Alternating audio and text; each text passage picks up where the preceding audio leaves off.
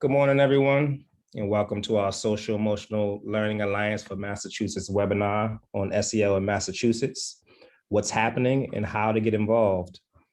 I'm Kareem Rulak. I'm the board chair of the Social Emotional Learning Alliance for Massachusetts.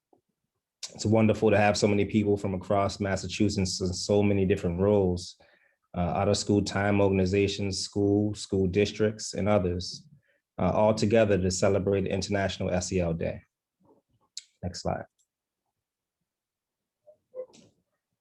To just take a moment as we start off to thank our sponsors, I'd like to thank Responsive Classroom and their new Fly 5 curriculum.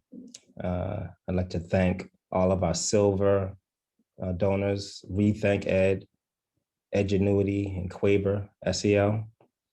Next slide. I'd like to thank all of our bronze supporters. Also, thank you to all of you who have donated and volunteered with SEL over the course of the past year. Working together, we can really make a difference. Next slide.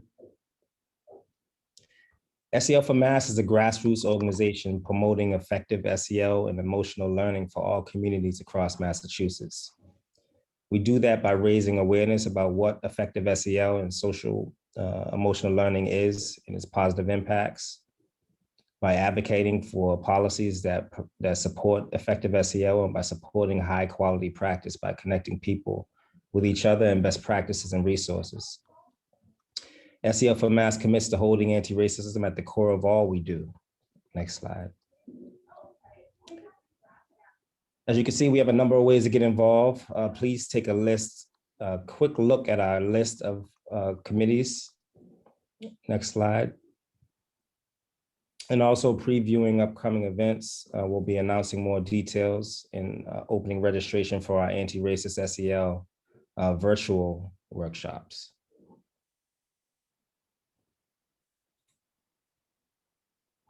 And at this time, I'd like to turn over the facilitation duties to Jim Vetter, our Executive Director. Thank you so much, Kareem. So good morning, everybody. I'm Jim Vetter, Executive Director of SEL for Mass. And this is a really wonderful opportunity to be taking a moment here on International SEL Day, a day where right now, all around the world, folks are celebrating their involvement with social emotional learning and the positive impacts that it's having in their communities. That there are events happening right now around the country and around the world to celebrate SEL. So it is wonderful to be part of that movement and be with all of you today. So we're going to be, over the course of this morning, this little time this morning, we're going to be looking at SEL from several different perspectives here in Massachusetts, starting with some about what's happening around SEL in our communities, starting first with our school districts. And we've got two folks who are, thank you, Julia. We have two folks who are here with us today, who are leaders of the SEL for Mass District SEL Coordinator Job Alike Group. We have Marlene De Jesus and Lorraine Wilson. So would the two of you please just introduce yourselves, tell us where you're from, starting with Marlene. Hi there, my name is Marlene De Jesus. I am from Agawam. I am the Social Emotional Learning Director here for the district. Great. And my name is Lorraine Wilson. I'm the Director of Equity and School Counseling in the Air Shirley Regional School District. Great. And as you've seen, we have folks here from really many, many parts of the states who are with us today. That we've got folks from Fall River, we've got folks from Randolph, we've got folks from Lowell, Leominster, Orange, so many different, Framingham, many different areas of the state. So as we're having this conversation, that I'll be asking some questions for you and Marlene and Lorraine, but also at any point, feel free, folks, to type your questions and comments in the chat. So what I'm curious is to really be thinking about, and actually let me toss this out to participants first, and then I'll ask you, Marlene and Lorraine, that as you think about what you're seeing in terms of social emotional learning in Massachusetts, that in your own districts and what you're seeing in other districts that you're connected with, what are you seeing as some of the biggest strengths around social emotional learning in communities in Massachusetts right now? And I'd like to invite everyone here, just take a moment to think about that. Go ahead and type in the chat. What's one thing you're seeing as a strength around social emotional learning in your own community? So invite anybody to do that right now. Great. And I'll toss that question over to the two of you. So, so Marlene, what are you seeing as some of the strengths? Well, Lorraine and I were talking actually about this yesterday, and really, I think one of the biggest outcomes, positive outcomes in such a terrible situation that we've all been dealing with in the last year and a half was that finally social emotional learning got a big bright light spotlight on them. And it opened up so many new opportunities for collaboration, programming, looking at what works best in the schools, and having a little bit more of a deeper conversations within our own districts as well as within community providers. Well, it's interesting because Marlene, what you're saying seems to resonate with a lot of people here, that folks are talking about, that Tanika talks about, that people are understanding its importance, understanding the importance of SEL, that Michaela talks about sort of similarly, that there's a recognition now for the need for support in this area. Right? And that sounds like, Lorraine, you were talking with Marlene about this, that the recognition for the need for the support, that the need has been there a long time. And now this is finally getting the attention that it deserves. Sure. And I think too, one of the things I was glad to see, and for those of you who are involved sort of at the district level, you may know this, that the second round of money that is going to be coming, the ESSER 2 money from the federal government, really outlines vulnerable populations as having priority with some of that funding. And I know myself, I've been advocating for different aspects of sort of SEL. I took it as an opportunity to think about maybe some SEL coaching or other sort of things that folks need or want in terms of implementing SEL in their buildings. And, I think also one of the things I had mentioned to Marlene is that I really think that it's helped some of our educators who may not have sort of had this view before, seeing our students as seeing the whole child, right? Because they're getting a view into that child's home and home life, which may not be exactly as they thought that it was. In some cases, it might, depending on their own frame, it might be better or worse than they thought, but also questioning our assumptions about and really tapering our expectations based on the pandemic, and sort of how does that sort of more broadly reflect the academic expectations and sort of balancing those with the SEL needs of our students. Mm-hmm. And it sounds like you were talking about sort of making those connections with SEL in different areas, that SEL may be in school, but you're also talking about making those connections with families. And I'm wondering, Marlene, are you seeing that as well? Right, yeah, absolutely. It definitely placed a urgency to have more opportunities for those tier 2 types of interventions, such as being able to connect with families, check in with families, being able to do home visits, to look outside, and for the first time, maybe hearing more of what's going on, such as a child struggling in class. Let's connect with home. Oh my goodness, they had suffered a loss. Let's get them connected sooner than later. So I think there's a lot of quick opportunities to provide quick preventative as well as supportive services.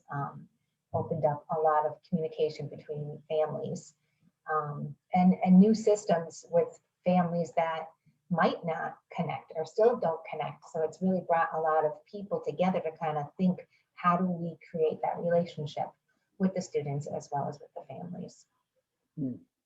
So Norma talks about in the chat that these kind of social and emotional check-ins that have become really more the norm during COVID, that Norma is hoping that norm will continue past the COVID time. And that Emmett also agrees with that hopes this connection will continue. And what are you hearing from districts around that? Are folks talking about, Lorraine, are you hearing folks talk about continuing some of these practices? Sure. We actually did an exercise district-wide a couple of weeks back around what things from the pandemic do we want to keep, and what things do we want to let go because they're no longer working for us, either things that we had done before or things that we have to do now that we wish we didn't in a certain way. And I do think that these close family connections, the check-ins, the focus on our students with high needs, and making sure that our students sort of in that Maslow's hierarchy of needs are able to have their basic needs met. And I think there were lots of folks who didn't realize how many students maybe fell into that category of needing that. And I also hope that we continue to understand that, as is not exactly the case with other times we've dealt with trauma, that this is a trauma for all of us as well as our students. And so we're trying to help ourselves and help them. And I feel like there has been, at least on the part of many districts, a real understanding that staff self-care is important, and that, I've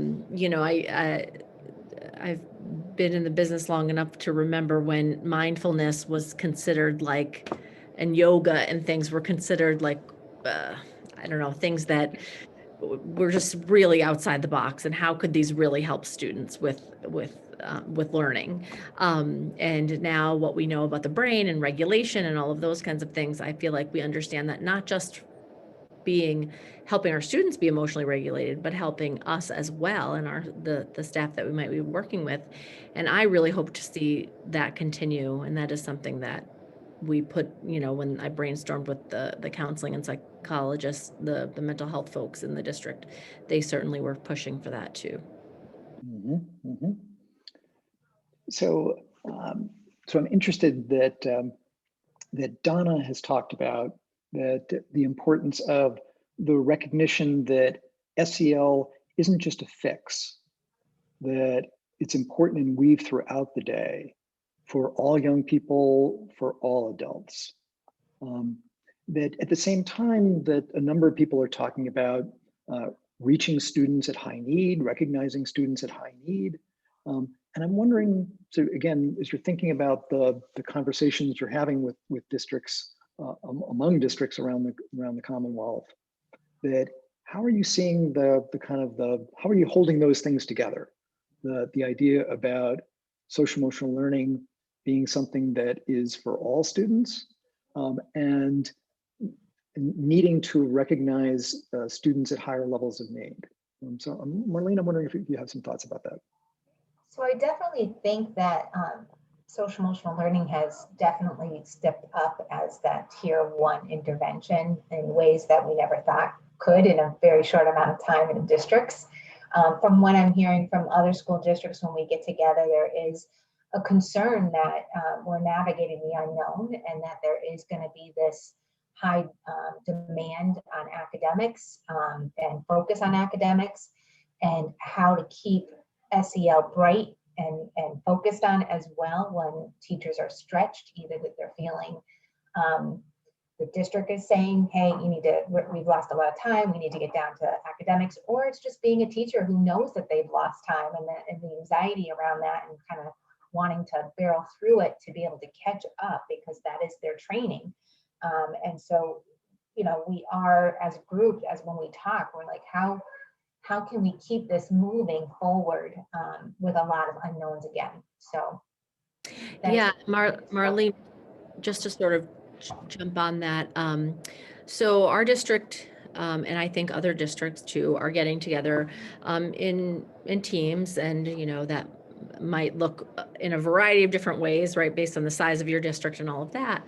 But when we got together in teams, and the math team met, and the ELA team met, and the with their curriculum coordinators, and the science and social studies, we were asked too to get together and meet and talk about what are the priority standards for SEL from now until the end of the year, and whether those were sort of based on the Castle model, or one of the various curricula that was being used, or the Massachusetts School Counselors 3.0 developmental counseling curriculum. So I was really pleased to see that we were also asked, like, what is it in SEL that we're going to be focusing on? Not just the counselors, but also the teachers who might be teaching the curriculum explicitly. And the other thing that I've really tried to push is that social and emotional skills, they're learned in context, but they're all, which is really important, but they also can be explicitly taught just like any other skill. And I feel that that's really important for us to help folks understand that. And I think the younger we can start, the better, because I think our pre-K, K1, 2, they're sponges for this knowledge, and the just the ways that kids can speak about their thoughts and their feelings, and all of those things. But helping folks to understand that these are a set of skills that can be explicitly taught. And I saw in the chat, let's stop referring to them as soft skills. That's true, because it's downplaying them, right? It's saying that they're not as important as any other academic area. And certainly when we have, I always say to the counselors, when we get a call about a student, especially in an emergency, it's not because they don't know how to multiply. It's because they're dysregulated, or because they're, having a hard time, or they're crying, or whatever it is. And so the more adults in the building that we can have that feel empowered to sort of help a student through that, or the more skills that we can build, the more regulated our students will be, and then we get back that time for academics too. So I try to sort of go at it from that angle. And just building on what you're saying, that Emmett says that in one of their other SEL meetings, someone mentioned emotionally unregulated students are not ready to learn, and that resonated heavily. And if I could chime in, I think talking to Lorraine also yesterday was that, when we look at, for the first time, probably ever, we probably could name about the top 3 mental health struggles that kids are facing across America, right? That's loss and grief and anxiety and possibly trauma related to the pandemic. And all the SEL skills will support the ability to cope with that. And what an impactful opportunity we have to be able to focus in on those 3 mental health struggles in a social emotional learning type of ways. Right, the needs are really clear, and we now have increasingly some consistent approaches on how to provide support and address those, including in that kind of proactive way, that kind of universal or tier 1 way. That I'm interested that Claire mentions that one of the positive things that Claire has been seeing around the state is that SEL is being supported by the Department of Early Education and Care for early education programs. And I'm wondering what you've been seeing in terms of the kind of the clear focus around SEL as we're thinking at our youngest grades first, and then let's kind of think up through the grade levels. That when you're thinking about staff in your districts, when you're thinking about what you're seeing in other districts, that how consistent do you see social emotional learning as a key focus when we're thinking about the youngest children? I think typically that's where at least in my district, that's where it is the most consistent, and it starts to kind of trickle and becomes less consistent as the grades go up. I mean, in the pandemic, I just watched the counselors do some really innovative ways to get all their students across the 4 elementary schools in our districts, the same curriculum, being really focused in on it and actually having an SEL block that was implemented in the elementary level.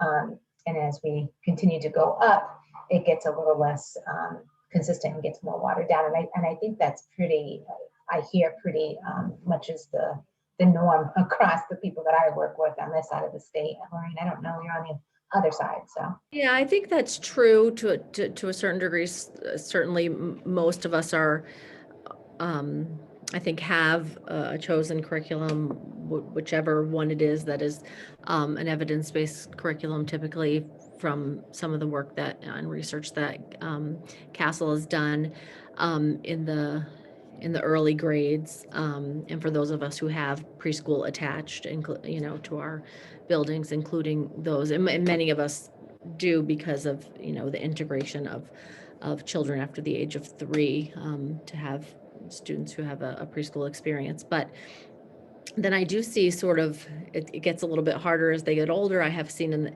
in some middle schools sort of more sort of online programming being used from either one of the programs that exists in the elementary, but sort of makes a shift at that level.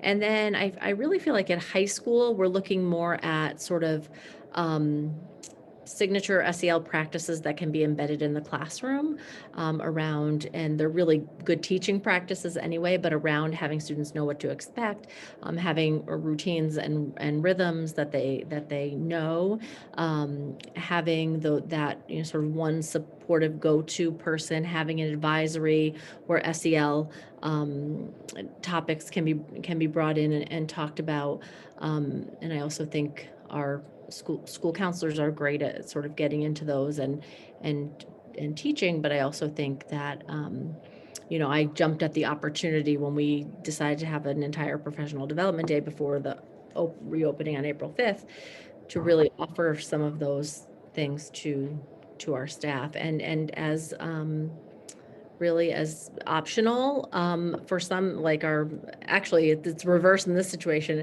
Our high school administration definitely wants me to present to the whole high school, but I'll make something on trauma and something on SEL available to the elementary and middle school folks as well. So it's a good opportunity because I think people are really thinking about it right now. Mm-hmm. Mm-hmm. And when it comes to secondary, comes to high school, that often I think we see a lot more that's around student leadership, student voice, and those kind of SEL skills of proactive skills, of advocacy, self-advocacy, and advocacy for others, including some of the important work around anti-racism and other anti-bias work. So I'm wondering, again, thinking about your own districts and the conversations that you've been having with other districts, that how do you see anti-racism, anti-bias work, and SEL connected or not? You can probably see behind me where I have the DEI and SEL intersection, because I think one of the core SEL skills is empathy and being able to do that social perspective taking and imagine what a life that is different from yours might be like, or an experience that's different from yours might be like. And I think as we see with our younger children, there's such a curiosity and an openness and all of that. And then I think we start to see some and more in the middle, maybe late elementary, middle school, sort of seeing difference as not necessarily a strength. And I yesterday I was at the Connections conference that Sutton High puts on every year, and they did it via they did it online, and it was a great conference to talk about sort of DEI and SEL, and it was very student focused. A lot of students ran the sessions, and in every breakout room, I was outnumbered actually by the number of students that were there, which was great. But there were different ideas. One about creating affinity groups at the high school.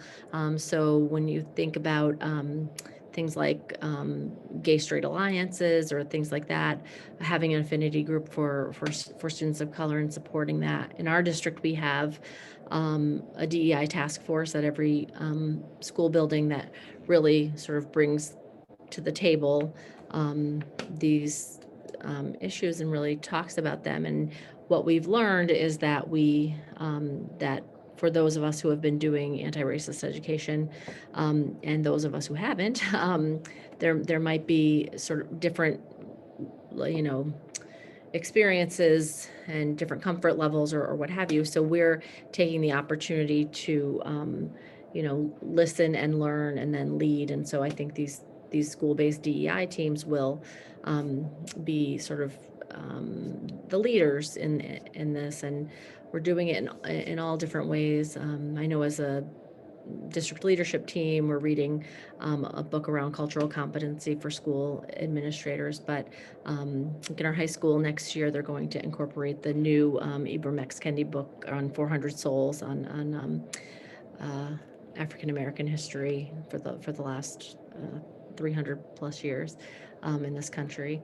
And so looking at all different ways, sort of student-led and grown initiatives, looking at curriculum, K to 12, and sort of what kinds of changes are we looking to make so that our curriculum is more reflective of not just our population, right? So we have a district that's probably about 25% non-white, but for all districts, so that students understand that they're growing up in a global society where folks may be different from them in certain ways, and sort of finding those commonalities, but also educating ourselves on the very real.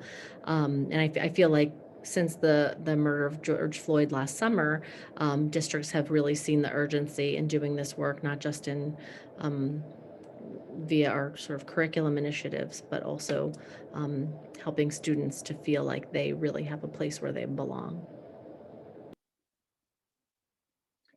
And have these conversations around anti-racism, around equity, have they been coming up in the conversations that you've been having in the district SEL coordinator job alike group? 100%. Yeah, and everybody is at such varying levels. And so, really being able to talk to others and learn what other people are doing, but also be supportive around just the pain that sometimes comes with that. You want to move forward on really important topics and the really important systematic racism that occurs, and feeling like you can't go fast enough. That pain is shared with people in the same job alike, and really is there to help support and think outside the box around how to come up against some of those challenges that some of us face. Mm-hmm. So interested in a little more information about how does the job alike group work? That how do you folks support each other in the job alike group? And I think that Julia can show us some of the communities that have been participating in the job alike group. That who's represented there. So Julia, can you go ahead and show us that?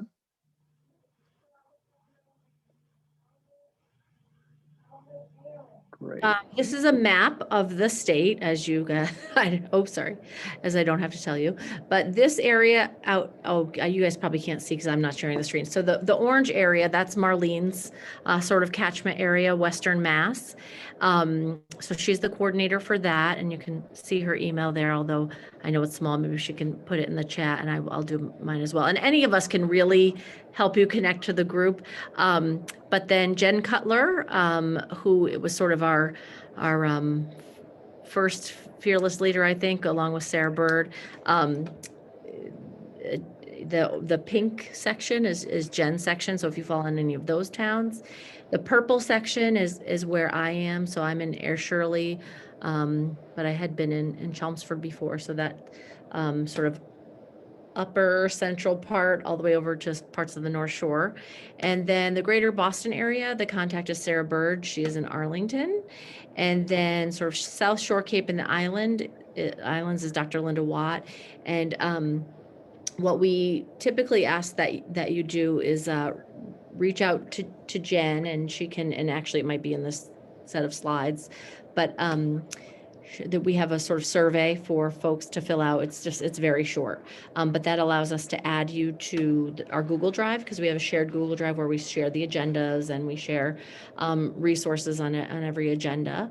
And then Jen typically sort of takes on the role of connecting you to who your job-alike coordinator would be. But this year we have had, and I don't know if we have other slides, but this year we've had some meetings where it's the whole state, and they're usually 20, 30 people at those meetings. And then we have some, sort of smaller group meetings, what we call regional group meetings, that can have anywhere from 4 to 10 folks. And what we stress too is that if you can't make your regional group meeting, we're always welcoming, but because just if the date or day of the week doesn't work for you, so we've been trying to pick some different days so that we can get more folks. But so this year I think we've had maybe 4 statewide meetings, and then the rest have been regional meetings. And so our next, so April and May will both be regional meetings. So those you would contact your regional leader for. And really anyone is welcome who is, you can be a counselor or a psychologist or a coordinator of SEL or a director of SEL. What we're really looking for are people who are either currently leading the SEL efforts in their district or who want to be leading them, and if you're not sure where to start, sort of if you're your district's SEL sort of contact, it's mainly those folks, but we've been had our groups very open. But then on June 10th, I think it is, from 11:30 to 1, we'll have our last state convening, and we'll be letting folks know what the topic is going to be and if we're going to have a speaker, we'll let you know who that's going to be as well. But yeah, so that's kind of how it works. Did I miss anything, Marlene? No, right. It's a lot of sharing. It's a lot of discussions. We have focused, and then we have some informal types of discussions. So it's really a time to generate ideas and opportunities and connections, as well as in our regional meetings, really to talk about what's going on more closer to home, and really, who can you reach out when you're in the middle of a I don't know what to do moment, and you can reach out to your SEL job-alike friends, which has always been so helpful when a lot of times you're the only one in the district who really is putting that spotlight out. Meaning that support has been wonderfully accepted from all of us and welcomed. Yeah. Great. Somebody's asking in the chat about whether those slides could be shared, just so they can probably figure out. It's hard to, the towns are so small, you can't, you can see them, but you can't read them. Yep. So one good thing folks can do to get in touch with you in the job-alike group, that if Eleanor will put in the chat again, the volunteer link, that one of the areas we have on there is you can check off the district SEL coordinator job-alike group. And when you do that, that will help get you connected. And then Jen or Lorraine or Marlene or Sarah, any of the wonderful folks from the job-alike group will reach back out to you and help you navigate the geography. So as you're thinking about, in your own organization, in your own school, in your own district, think about who those kind of people might be, who might be coordinators and just check with them and see whether they've already connected with the Job Alike group. And if they hadn't had a chance to do that yet, that you might want to help let them know about this as a possibility. And this really came out, this was a very grassroots effort that Sarah Bird started this off. Jen Cutler started a group going, the groups merged together, and then other folks have been adding, Marlene, Lorraine have been adding, there have been new folks adding to this effort all the time. So if you'd like to see things like this happening, this is how kind of grassroots activism and support, how it really happens. Thanks so much, and feel free to type more questions in the chat that Marlene and Lorraine, I think, will be on for a while and can respond to your questions in the chat as well. And there's an interesting question that Susan types in the chat, that is it possible for teacher preparation programs to be involved in this effort? And thank you so much, Susan, because that is a fantastic segue to the next thing we'd like to talk about. That I would like to say hello to, and thanks again, Marlene and Lorraine, but I'd like to say hello to Joy Betancourt and Catherine Wong, who are involved in another piece of SEL for Mass work. That hello, Joy. Hi, Jim. How are you? Good. Hello, Catherine. Hi, everyone. Hi, Jim. And Joy and Catherine are on the design team for another initiative of SEL for Mass, the Massachusetts Consortium for Social Emotional Learning in Teacher Education. So Susan, that is exactly what you're asking about. So Joy, Catherine, that both of you have a long history of involvement around teacher education. So why SEL in teacher education? Why is that important? Well, I'll start off and Catherine's going to add in on this one. In teacher preparation programs, we're constantly asking how we can help future teachers be most effective as they enter the classroom. And to meet the diverse needs of their students, they need to embed culturally responsive social emotional learning. And they need to do that into their classroom community, and they need to do that into their academic teaching and how they do that. So we have to provide a foundation for that in their teacher preparation programs. And as we do that, we need to do it in a couple of different ways. One of them is that we need to explain in our content the why. Why is it important? So that they come to really see the significance. Secondly, we need to go into the how. How do you do it? And we can do that both with the content that we offer, but also through the modeling that we do as professors and instructors in the program, through the cooperating teachers that they work with, the mentors they work with, the supervisors that go into the classrooms for them, and that really ask them to do self-reflection about culturally responsive SEL practices as part of their practicums. So all of these elements are really important in teacher ed.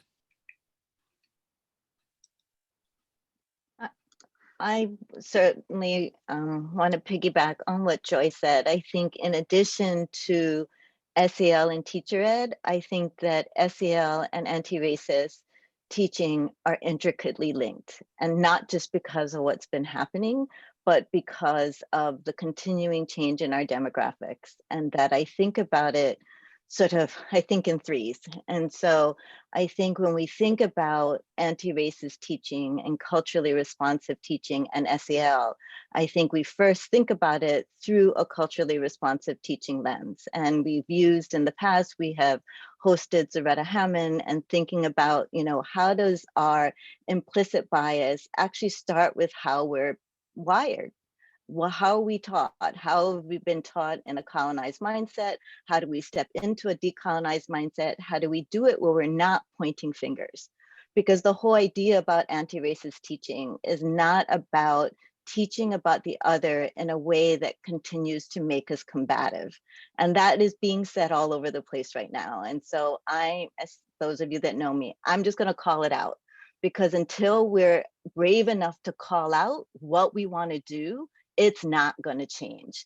And I think my involvement with SEL, both for Mass and with teacher ed, is that our new teachers, as well as our teachers in the classroom, need to be intricately linked to this work. I also think part of CRT is also building on young people's cultural wealth, that our students are coming with lived experiences. They're coming having survived a pandemic. And how we treat them when they return to the classroom, and particularly how do we treat minoritized students. I'm also incredibly careful about my language, that I refuse to call young people of color a minority, because that is a descriptor that is incredibly othering. That these students have been minoritized, and that only doesn't just include students of color, right? It includes first generation, it includes our DACA students. And so how do we create a way that we're being inclusive, and we're looking at it through that their lived experiences bring an enormous amount of cultural wealth that allow them to be successful students. And we have been looking at different instruments that allow us to measure that, both qualitatively and quantitatively, and we're happy to share those. And then the third, telling you I thought in threes, is that in order to do this work, we have to come at it from a place of cultural humility, that we don't know everything, that we're not expected to be cultural experts. I don't expect any of you that are not Asian American to be an expert on what I deem my culture, right?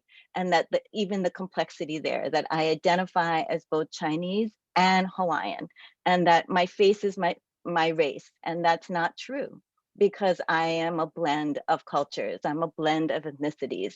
And how do I, how as students are we being raised that the culture of humility is not about saying, that this student needs to, or this parent needs to. It's more that what do I need as an educator? What more do I need to know? And how am I going to approach, learn, so that this idea of SEL creating works in progress, that no teacher is ever an expert, no professor is ever an expert. And so when we think about even the word profess, what does that mean? That sets up a hierarchy. And so how are we creating opportunities through SEL where we're seeing ourselves as all in a learning mode, and that mistakes are going to happen, people are going to step in it. And for me, it's less about pointing fingers than it is about giving grace and being able to forgive and restore. Mm, mm. And Catherine, I'm wondering too, that if we take this kind of culturally responsive, anti-racist, SEL embedded approach to teacher preparation, does this also impact who becomes a teacher? I think so. I mean, I think that part of, becoming an educator is being able to look inward, because you often can't go into somebody's house until you've cleaned out your own house. And that journey is really hard, that the students that I have taught, what I've said to them is, I'm more concerned about how you are opening yourselves up to change than the actual content itself. Because we all have been miseducated in some way. And how we are open to unlearning that takes time. And that how are we as teacher educators educating the next generation? I often ask my even younger students, right, to come and actually be professors. I call them professors for the night or professors for the day, where our young students are talking to teacher educators about what doesn't work. This is why I turn my screen off. This is why I sit in the back of the room. That level of brutal honesty But again, how are we shifting the way we think about SEL in education so it isn't this hierarchical learning model? I hope that's helpful. Well, and I would expect too that then teacher candidates who themselves are being minoritized in our racist society might find this kind of teacher preparation program welcoming and a home in a way that a kind of more racist program might not welcome all students. You know, I think there are programs out there, you know, teacher prep programs that are, you know, working really hard to figure this out. And I think that as an SEL group, that it's important that we support them. I think those that are not, we need to keep pushing. And it's disheartening, and yet it's also, for me, not surprising that I think that how we talk about a colonized mindset, I think the word anti-racist tends to scare people off. I think, where do we as a group find words of connection? And so even if it's saying, how do we shift mindsets so that we are creating a welcoming environment? How are we shifting mindsets so that we are being inclusive? And that inclusive is not just about our students with particular learning challenges. So again, right, how do we shift our languages? How are we not just labeling a child a special ed child or an ESL child as an ESL child? Why aren't we saying that someone who speaks more than one language actually has linguistic capital? And that the global economy is looking for those types of students. They're not necessarily weighing a monolingual as a strength. And yet we value that in our education system.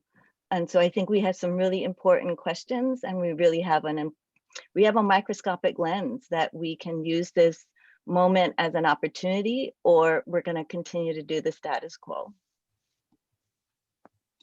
And so, you know, what have you all been seeing in terms of where teacher preparation programs, teacher education programs in Massachusetts are? You were talking about that this is kind of a process and a journey that folks are learning. That where are you seeing and folks? Jamie liked that linguistic capital term. Thanks, Jamie. and Norma gave a +1 on that too. Found that very useful too.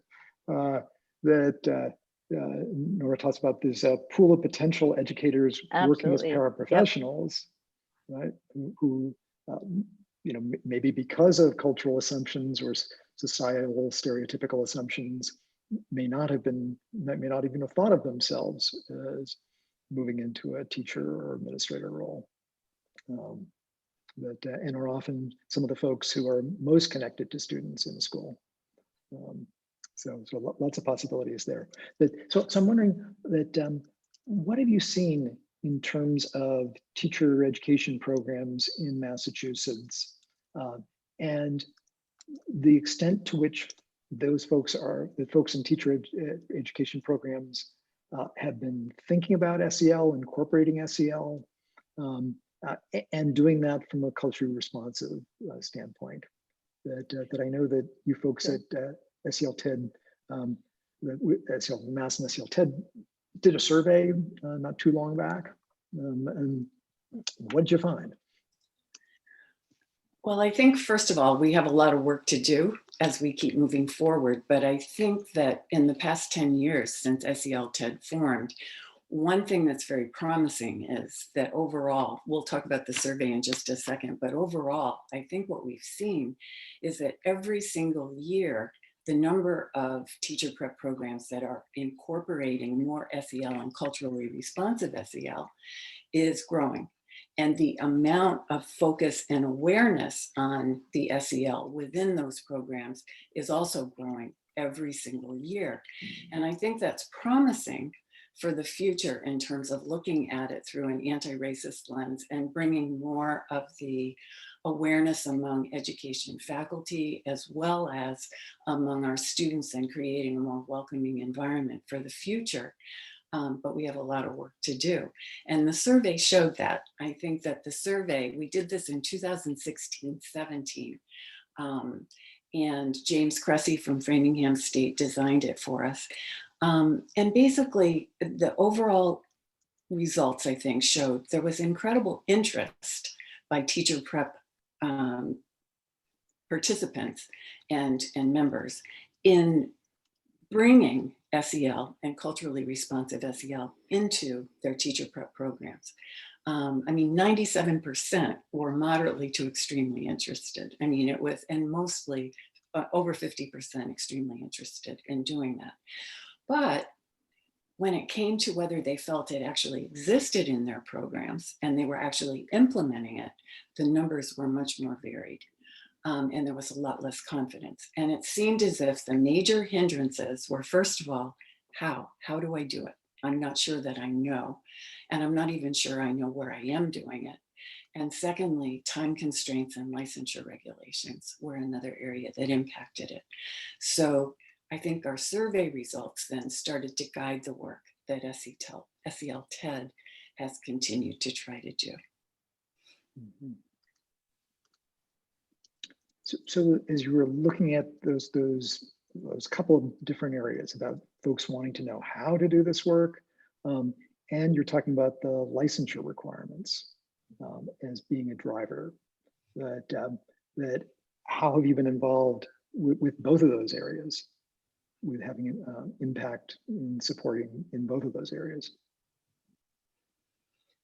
Well, I think I'll start, and Catherine, please add in. I think first of all that we've had a number of conferences where we've brought people together. We're trying to support programs in the implementation, and we've done that. As Catherine mentioned, we had Zaretta Hammond as a speaker.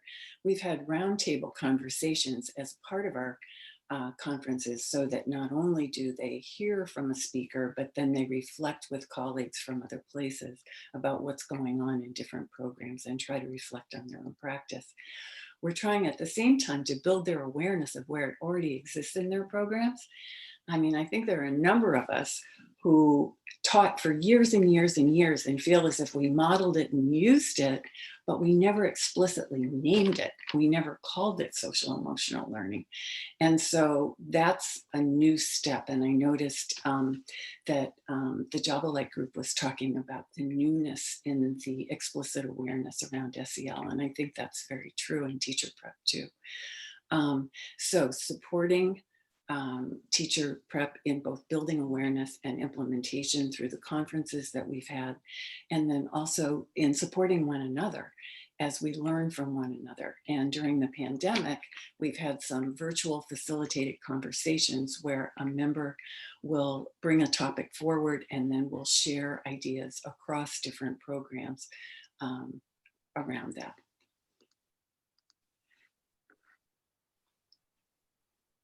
So Catherine, I wonder what you've seen. Yeah. You know, what I've seen is just the ideas of, again, I've seen more openness. I've seen institutions approach our consortium for professional development, for resources, and we're in the process of, you know, continuing to gather resources, thinking about ways that we can push that out, whether it be, you know, sharing them with SEL for Mass and having it posted on the website.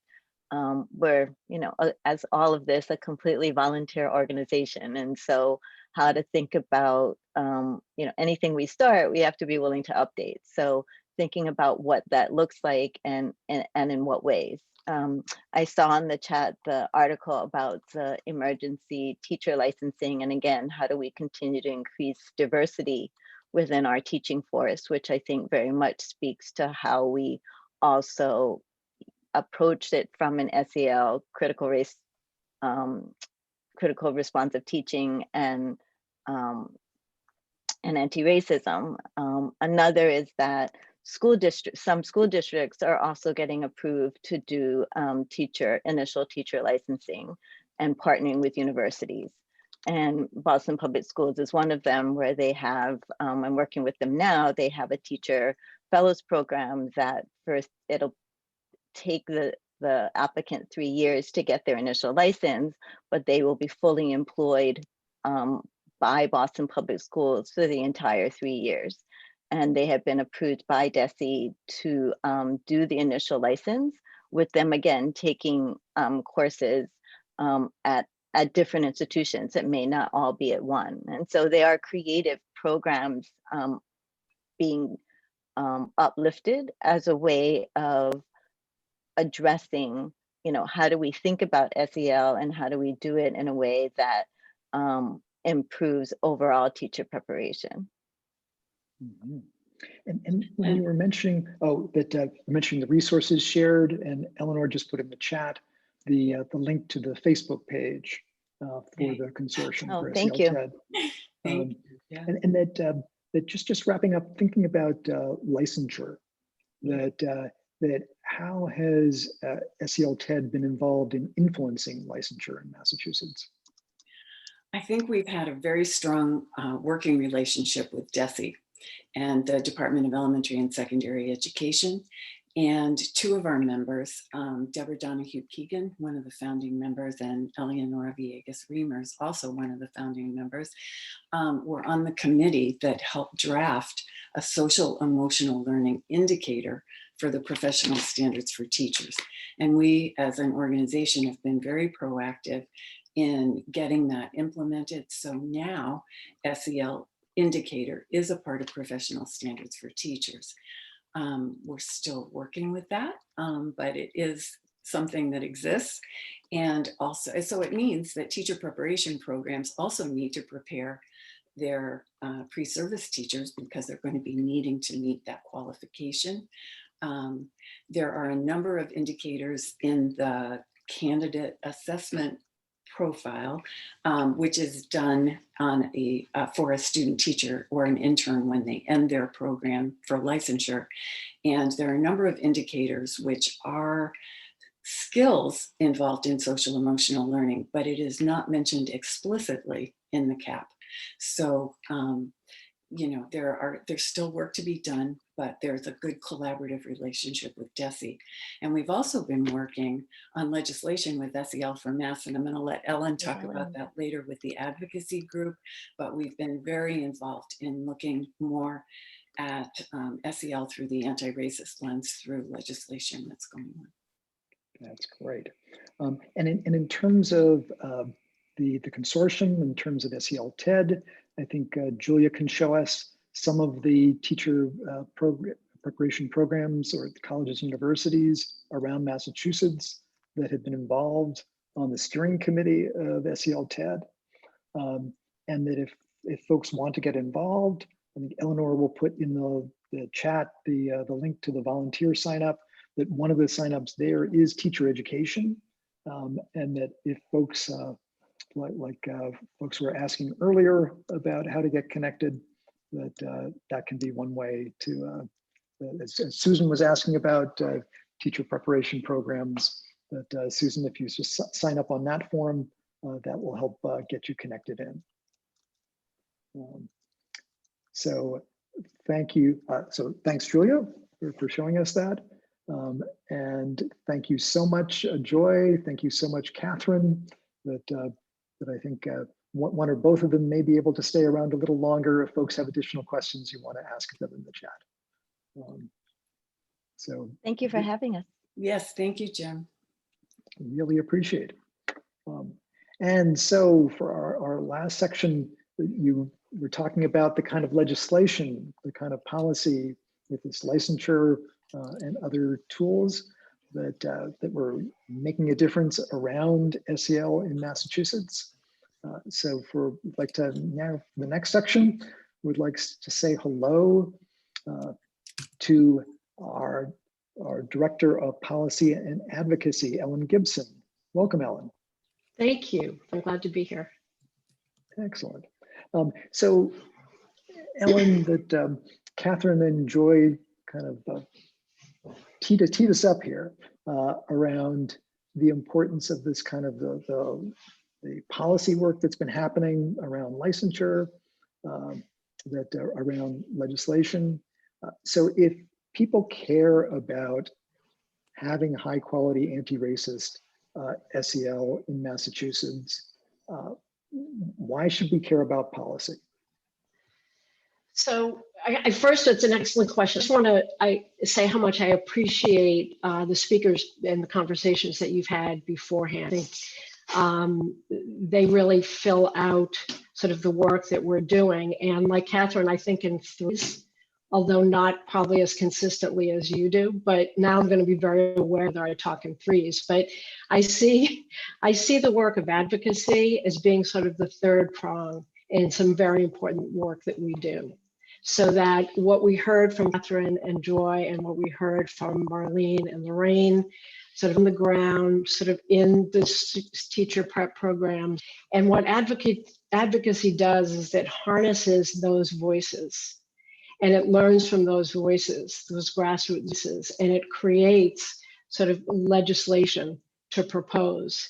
And that is, I think, a critical piece. It provides the lever, advocacy provides the lever to affect change, permanent change, through regulations, through laws. And I think that's really critical. And so what Joy very kindly teed up is, over the last couple of years, I've had the real privilege of partnering with Catherine and Joy and the rest of the SEL teacher ed folks. And last year we filed a bill that we have refiled this year that will look specifically at requiring SEL training to be a prerequisite for teachers in terms of licensure, and also in educators, licensure and relicensure. So teachers who have already been licensed. And I think that's really critical.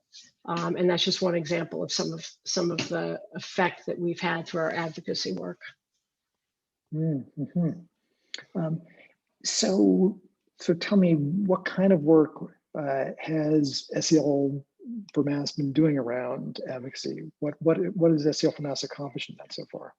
We have been very busy, and it's been very, very exciting. So in addition to filing that bill, we also, of course, in the last couple of legislative sessions, have filed, have been successful in working with other organizations around advocacy efforts that establish a community behavioral health, excuse me, and promotion and prevention commission, where written into the legislation, SEL for Mass has a seat on the commission.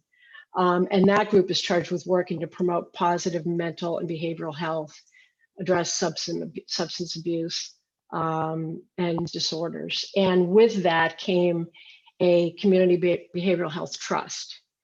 And so we advocated successfully along with other organizations, got those two important pieces into law. Following that, the issue of funding that trust came up. And so we advocated very strongly again and very successfully to take about 30%, which I think is about $3.75 million annually from the vape excise tax, and direct that to the fund, so that this fund will fund community-based work, which I think is absolutely critical. And we also worked with Representative Khan, who for a number of years had held a ban for conversion therapy, and finally that got successfully passed. So we've been very busy, and we've been doing really exciting work, and we're doing it as it's been informed by the groups we heard from today. Mm-hmm. And so thinking about folks who are on this call or on this webinar, who are, some folks are working in out of school time programs, some folks are at colleges and universities, some folks are at individual schools, some folks are at school districts. That what are the kinds of things that folks can do to be effective advocates? What does that look like? So we all are advocates, whether we realize it or not, or whether we own it or not, in our own way. And I think recognizing that we have the ability to do that is the first critical step. There are some very concrete things that we can do. We have identified, actually, our Policy and Advocacy Committee has identified some key senators and legislators and representatives, and the list continues to grow, who are champions of SEL. And specifically this year, as we as an organization continue to intentionally center our SEL work and our legislation policy advocacy work in anti-racism, and we've broadened that to include the Asian American and Pacific Island community. We, are seeing a lot of legislators being very, very interested in the work that we're doing as it intersects with these issues. And so certainly contacting your senator. I remember the first time I contacted my senator or my rep, I don't know which one it was, reaction was, oh, I don't want to bother them. When in fact, they exactly want you to bother them, because what you say to them and what you advocate to them and what issues you bring to them as their constituent really matters and becomes the foundation of legislation that goes forward. So we've worked with the Senate President Karen Spiller, the Senate Majority Leader Cindy Cream, Senate President Emerita Harriet Chandler. And I'm going to leave folks out, but I'm just going to highlight Senators Jason Lewis, Pat Jalen, Sal Minico, Julian Sear on the Cape, Sonia Chang Diaz, Will Brownsberger, Joe Comerford. List goes on and on and on. And these are just folks who are known. We follow their work. We know the legislation that they're filing. And in the House, Representatives Ruth Balzer, Sarah Peake, Sally Kearns, freshman legislator Erika Uterhoven, who has some very interesting legislation that she's filing, and Liz Miranda. Just to name a few. So I'm curious whether anybody in the chat recognizes any of those legislators. Do any of those sound familiar to you? Have you, or might they be legislators for your district? So if folks can think about that and go ahead and type that in the chat. And I'm curious whether anybody, any of the participants have ever, okay. So we have a participant who is a former lobbyist who says that it really does make a huge difference that if you call her right. Joe Comerford is senator for Anna Channing's district. Great. And Marlene is asking about how can we get contact info for these important legislators? So you can go to mass.gov and the legislators are listed, the tab for legislation. It's for these ones that I mentioned in particular, maybe we could put something on the website. We can sort of growing list of sort of the legislators who are champions of SEL and when we work. But the best way to do it is to go to mass.gov and there's a legislative, your government tab and a legislators tab, and you can get the entire list of every single legislator. And perhaps one way to find out who some of these supportive legislators are is to take a look at our legislative agenda for SEL. Let's. So Julia, I see that Eleanor has put that in the chat, and that Julia, let's go ahead and take a look. So out of the roughly how many bills get filed every year in Massachusetts? Oh my gosh, there are over 6,000, I believe. And so here are 5 carefully vetted bills that SEL for Mass is suggesting right now. Yes, right, exactly. And you'll see that they are very much centered in our racially and culturally inclusive and welcoming community work, which is critically important. I'm just going to highlight a couple of them. We have a very ambitious and incredibly exciting agenda this legislative session, which just started. It's a 2-year session. So as I mentioned, we're refiling the bill for licensure, promote social emotional learning. And we are continuing our collaboration with the SEL TED folks. And we are filing a new bill, which also speaks to some of the work and what folks have talked about that they see the need for, is an act addressing racial cultural bias training and educator professional development. And what this would do would be to require school districts, when they do their professional development plans, to address racial and cultural bias in delivering Massachusetts curriculum frameworks. And it speaks to sort of this notion of, if we're not getting it, if we're not doing the self-reflection, if we're not really understanding, without shame, without finger pointing, then we can't possibly impart that to our students, and we can't be open enough to what their lived experiences are. So we're really excited about those two bills in particular that we're filing. And as is often the case, out of 6,000, there are so many that are incredibly exciting and interesting. And it always comes down to bandwidth. So what we did is we did a very extensive sort of research and vetting process, and we isolated 3 bills, which are kind of omnibus type bills that include a lot of the elements that we found really important. And we're doing them in partnership with organizations. So Educators for Excellence has just filed an act promoting racially and culturally inclusive K-12 curriculum. And that's going to direct the establishment of an equity and diversity criteria for all statewide curricula. And there's also an act, I'm going to jump down because these are put in sort of not a logical order, but this is sort of an omnibus bill, an act relative to anti-racism, equity, and justice in education.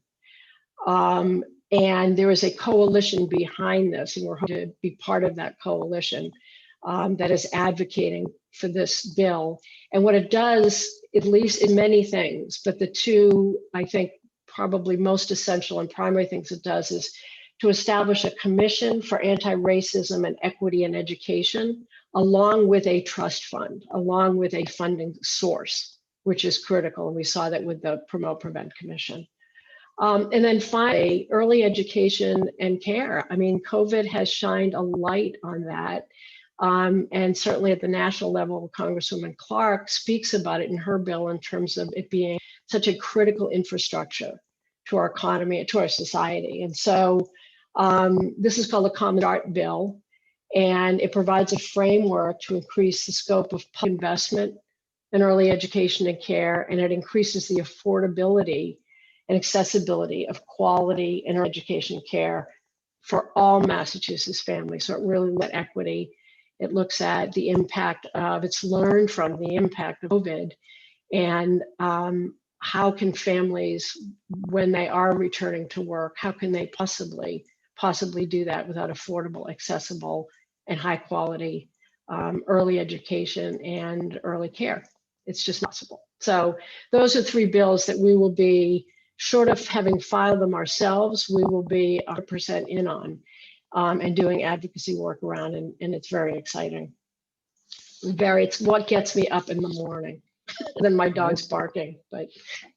Excellent. Thank you, Julia, for showing us that. So if folks are feeling fired up and excited, want to be joining with you and us in making this huge difference on the policy level, but just give us just a few examples of the kinds of things that people can do if they join with us on this. Sure. Well, in addition to being part of the individual working groups that help think about sort of what are the policy drivers to get us to legislation, we have to develop advocacy strategies to implement these, to move these through the legislative process. And we have a standard amount of sort of, supporting documents that we have to distribute that are really, really helpful to legislators and other organizations that we want to collaborate with. So there are about maybe 5 specific tasks that you can think about, although it's not sort of, the whole list. One is helping to revise those documents and write documents as the bills come along.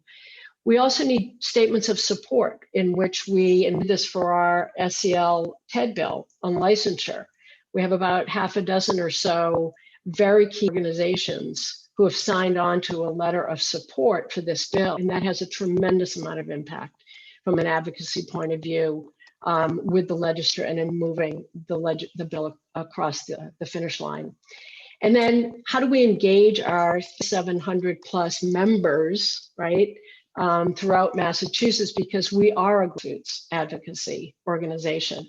And so drafting action alerts, those are the action alerts, the emails that you get from us that say, with the touch of a button, you can contact your legislator and you can ask them to sponsor this bill, or you can, ask them to vote in favor of this bill if it's in committee. So we need help with that. Also, during the public committee hearing, there are opportunities to testify before the Joint Committee on Education, but there are some new committees since COVID that are looking at equity and justice in education. So, you know, there are a lot of experts on this alone, and we have a lot of experts in this area throughout our membership. And so think about, would you be willing to testify? We certainly could help you draft testimony and help us organize. Go ahead. And Ellen, would someone need to be a nationally renowned expert to testify? Absolutely not. No, absolutely not. Which is a good point. So you could be someone who, this is your profession. You could also be someone who is directly impacted as a parent or a community member by sort of whatever issues have prompted the filing of this particular legislation. So that leads to sort of the next point of organizing panels, and I say of experts to testify, but of people to testify representing sort of all facets of perspectives around this particular legislation and all facets of people impacted by this legislation passing, and that's really important. So I'm glad you made that point. Jim, I'm running out of time, but I would be remiss if I didn't mention just a couple of the organizations we're partnering with, because I'm sure that there are some on this call who are those organizations. Well, and isn't that another way that folks can help? Exactly. Thinking about the work you individually can do, and then also Right. thinking about what institutions, what organizations, sort of who are you connected with? Exactly. Which has been a key part, Ellen, of the work that you and others in policy and advocacy have been doing, partnering with United Way of Mass Bay and Merrimack Valley, right, and other folks from that group as well. So right.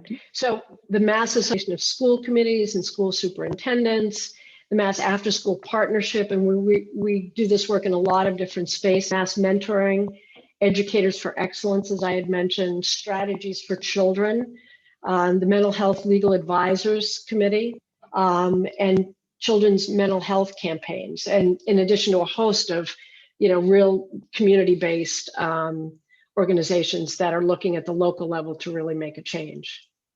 And so you could find, oh, well, geez, on this list, which is certainly not exhaustive, I've been doing some volunteer work for them, or that's my organization where I work. And so those are ways that you can connect with us as well. And this work, I mean, honestly, it's a village, and this is where the rubber hits the road. And for us to really make an effective, long-lasting change, working with DESE, as Joy had indicated, to partner around regulation changes and working with legislature to enact law, is really, really critical.